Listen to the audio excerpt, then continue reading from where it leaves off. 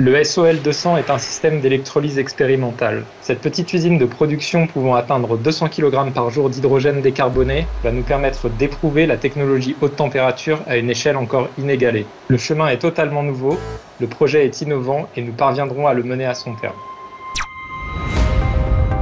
Au CEA, nous travaillons depuis plus d'une quinzaine d'années sur le développement des électrolyseurs à haute température. Nous sommes maintenant prêts à partager son aventure industrielle aux côtés de Genvia. Notre ligne pilote peut être considérée comme un laboratoire qui doit permettre de développer notre produit, tout en définissant une méthode de production à grande échelle. Cette ligne se caractérise aussi par le fait qu'elle est pilote en matière de digitalisation. Alors la digitalisation chez Genvia, c'est une approche globale qui va de l'engineering à la production, dont la ligne pilote fait partie. Dans un premier temps, il s'agit de connecter et d'analyser l'ensemble des données. Et c'est à partir de cette masse de données que nous fondons notre amélioration continue. Et à terme, il s'agit d'offrir à nos clients le même niveau de performance que les technologies carbonées actuelles.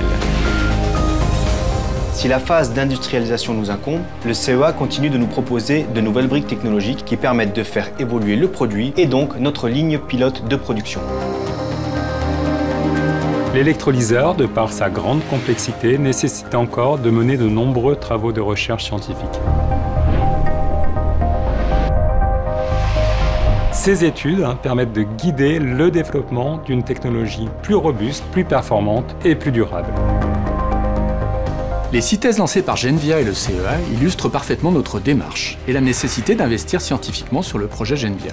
Il y a aujourd'hui 6 doctorants qui travaillent avec nous sur des domaines aussi variés que les cellules, les stacks et les systèmes d'un point de vue expérimental et modélisation numérique. Pour nous, au CEA, Genvia est devenu un partenaire toujours très ouvert à notre expertise et avec lesquels nous avons maintenant une meilleure compréhension et une meilleure visibilité de ce que nous pouvons faire ensemble.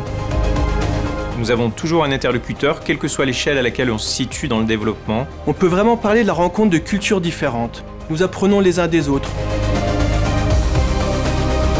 Cette collaboration se fonde aussi sur une usine logicielle que nous partageons avec le CA, mais aussi avec d'autres partenaires dans le domaine du développement logiciel. Cela nous permet d'avoir la même vision de ce que sera la future industrialisation de notre produit. Il y a toujours de la crainte, car nous sommes confrontés à un véritable défi technologique. Notre défi est de mettre en place un système de production complet et agile qui sera capable de supporter des recettes de fabrication de plus en plus performantes et surtout adaptées à l'échelle de la production de masse.